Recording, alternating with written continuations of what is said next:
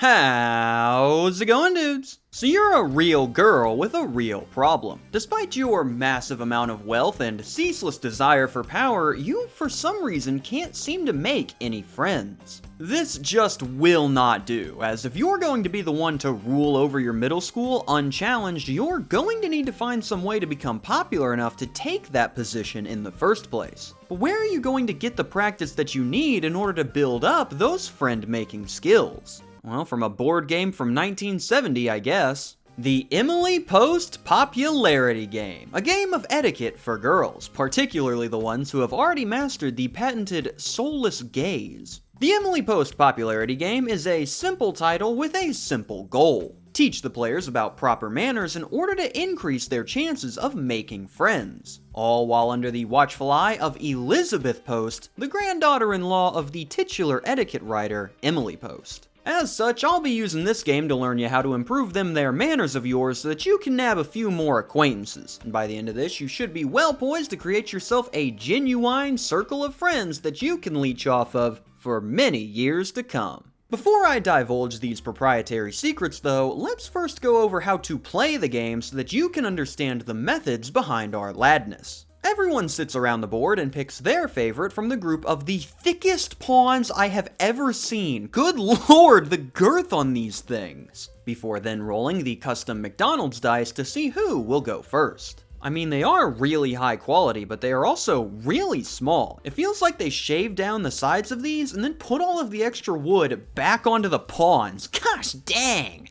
Everyone starts in the middle, and whoever is up rolls the dice. The turn player can either choose to move the full amount of both dice or pick one of them to move just that many spaces. And the aim is to try to land on one of the 6 images around the outside of the board. It took me longer than I'd like to admit to figure out that the pictures were also spaces. I'm just not used to a game deciding to mostly use squares, but then just abandoning them at times. Once you land on one of the social situations, those being sports, formal, on-the-job, party, date, or your other date, these middle schoolers are really getting around, huh? You draw an Emily Post card. Oh, I get it. Which will either describe to you how you had good etiquette, poor etiquette, or give you a bonus card, which will be the main way that you will be growing your quite literal circle of friends. You see, 2 good etiquettes or 1 bonus card can be traded in for 1 friend. A wedge with some schmuck on it that you will use to slowly craft the circle of 6 friends that you need to win the game.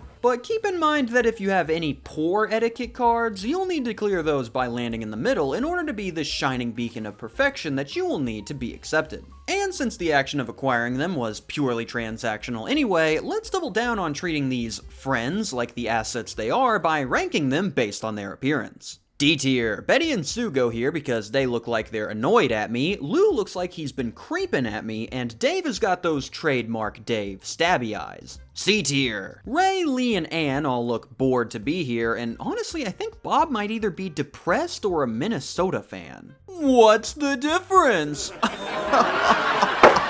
B tier. John and Jane Doe are nice kids, but their family's pretty absent. Kathy would be higher, but the only descriptor I could come up with for her is girl. And Steve would be lower, but I mean, look at him. He's just excited to be here. What a whimsical little fella. A tier. Ginny's got that TSA pre-check for a spot on the cheerleading team. Dawn has got the, wow, anything is possible angle down. And Tony and Marie are rocking some stellar knitted caps. Now those are the kind of hats that you want to be friends with. And finally, your number 1 S-tier friend, the coolest kid at Newcastle Junior High, Fred.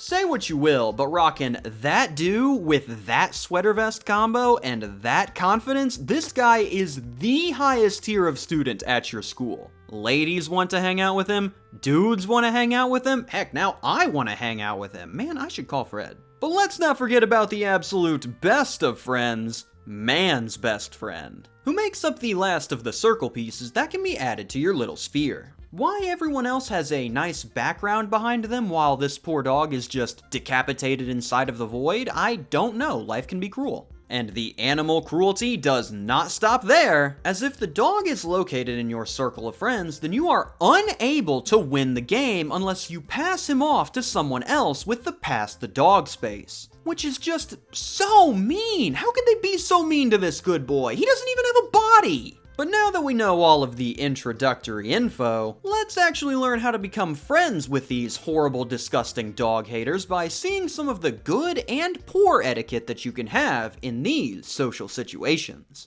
To start us off, get ready to shake some hands and make some calls, as it's time to learn how to act on the job. Poor etiquette! You bring all of your personal problems to the office and make people listen to them. You've gotten into the habit of stretching your coffee breaks and slowing down on the job. And you left your desk cluttered and messy when you left the office at the stroke of 5. Think of how your personal space impacts me next time, okay, buddy? Good etiquette. Your first day went very well. You reorganized the supply room, and you stayed a few minutes late to help get some important work finished and did it with a smile. I love my job! But let's take that money that you got from that job and put it to good use by learning how to put on a formal event. Good etiquette. You did a wonderful job of planning the entertainment. You have chosen a menu with wide appeal. And the floral centerpiece that you arranged was beautiful, and it added a great deal to the charming dinner.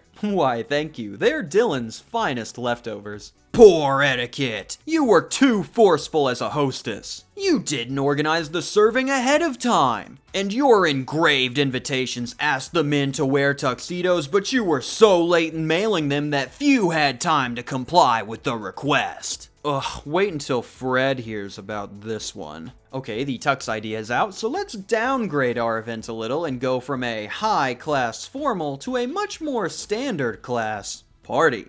Poor etiquette. You were unable to control the noise and received complaints. You spread the word about the party indiscreetly and too many people showed up. And you neglected to tell some of your friends that this was an informal party and they ended up being overdressed. An engraved letter for a standard shindig? What is this? Good etiquette. You made the party move well. You planned the refreshments very well. And your beach party was a hit because of the time you spent getting the work done so that everyone had what they wanted without going up to the house. Oh, you know, just another regular everyday beach party. With the party over, let's head on out to the fields and enjoy some good old sports. A category that I'm excited for, as I might be able to actually contribute to this one. Good etiquette! You always ski under control to make sure everyone is safe. You ice skate very well, but refrain from showing off. And you prove to be a good sailor by staying out of the crew's way and obeying instructions. Ah, okay, so their version of sports falls a little bit outside my tax bracket. Poor etiquette. You ran into the next court to receive your tennis ball and spoiled someone's game. You decided to try the skiing trail for experts, which you're not. And you made too much noise and disturbed the bowlers in the next lane. Okay, but that one was entirely necessary. They needed to know that whoever they think they are, I am. But after impressing everyone at all of these events, you've landed yourself a date with a handsome fellow. So let's see what you can do to make sure that date's a success. Poor etiquette. Okay, apparently there's only 2 ways that you can screw up a date. Spending too much time in the ladies' room and getting overly annoyed about a dirty glass at the restaurant. And that's it. If someone gets upset about anything else, they're just being overly critical. Good etiquette. You handled your first date with a new boy very well. You introduced your date to your parents. And you asked for the waiter's help and avoided embarrassing your date at the fancy French restaurant. Yeah, can I have the 14 Oz prime ribeye? Sir, do you mean the ribeye? Can't you guys just speak English? And with all of these new skills, you should not only be able to land yourself some lifelong friends, but also impress this cute boy I've heard so much about. Oh my goodness!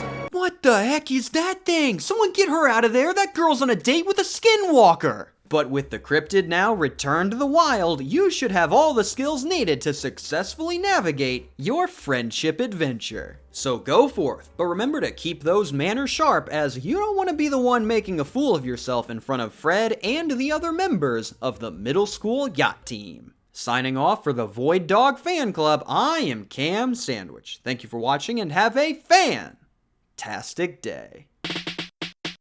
A A special thank you to my suppliers, staff, and chefs over at the deli, as well as the media preservers helping me get these rare games ported for the public to enjoy. If you'd like to join the crew, you can take a look using the link in the description below.